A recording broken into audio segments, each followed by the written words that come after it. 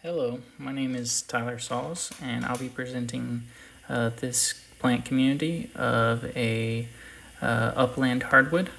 The area I am in today is San Francisco State Park in Gainesville, Florida.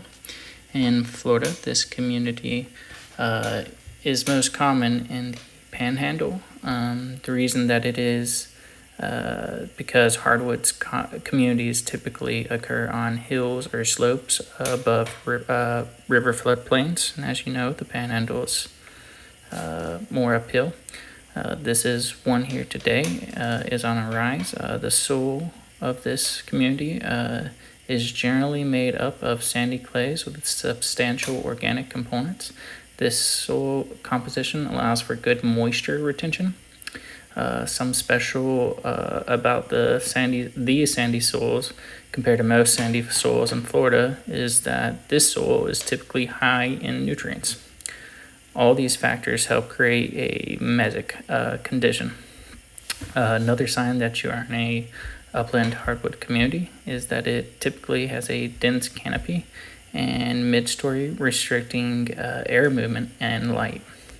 These conditions create a relatively high humidity compared to surrounding communities. The overstory of this community is commonly made up of southern magnolia, sweet gum, and swamp chestnut oak. It also has a midstory comprised of devil's walking stick, American holly, and winged elm. Lastly, in the understory, you will find plants such as the Virginia creeper, sedges, and trilliums. Some disturbances that occur in this community is localized damage from naturally occurring fires that occur because of surrounding communities like a upland pine community. These fires do not typically burn through the understory, much less cause a devastating fire. Another disturbance of this community are hurricanes, which is a natural process that opens up the canopy, which regenerate relatively quickly.